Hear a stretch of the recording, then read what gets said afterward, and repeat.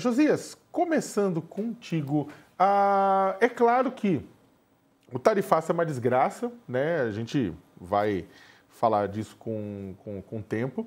Só que, no final das contas, não vou dizer que saiu barato, mas veio um tarifaço mais meia bomba no final das contas, né? Com metade do tamanho que o pessoal achou que viria.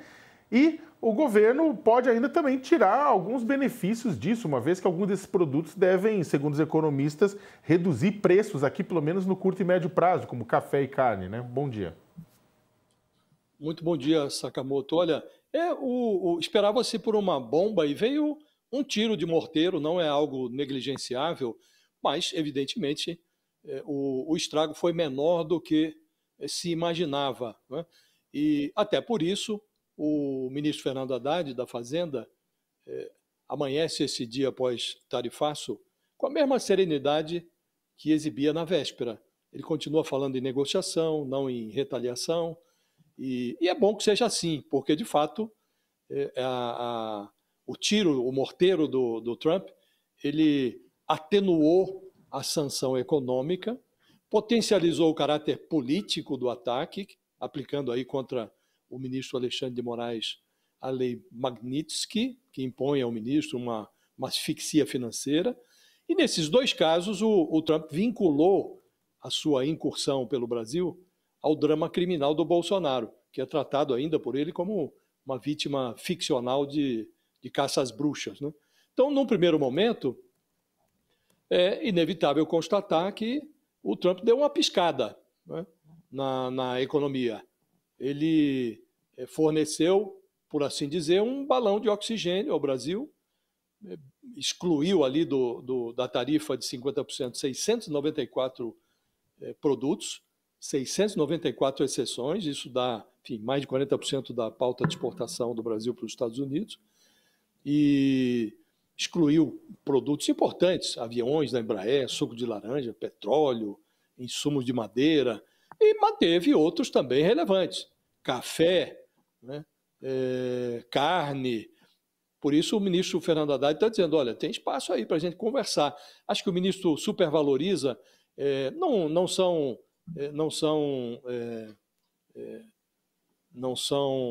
inúteis os esforços do governo, ao contrário, o governo se esforçou nesses últimos dias, sobretudo, para negociar.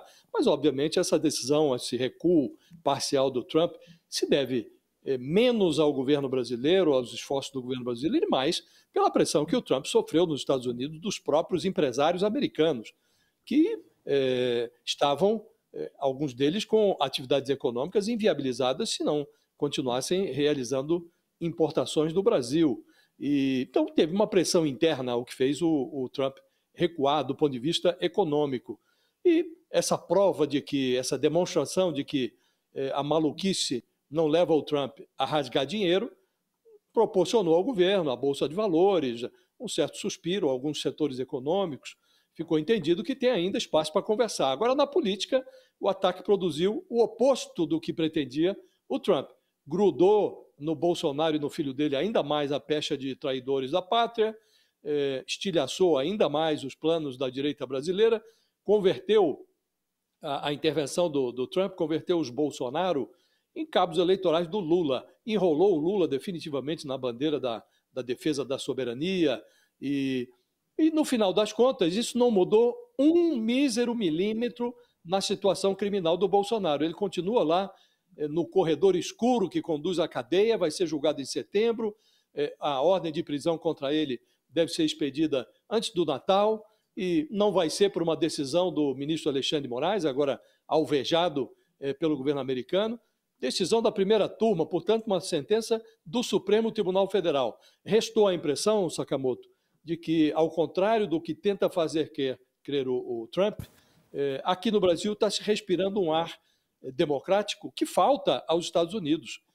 Então, por conta desses ares democráticos, é que o Bolsonaro vai para a cadeia a despeito dos esforços do Trump. Então, do ponto de vista econômico, o Trump piscou e, do ponto de vista político, ele deu material para o Lula fazer política, para o Lula se enrolar na bandeira da soberania e complicou a vida do Bolsonaro.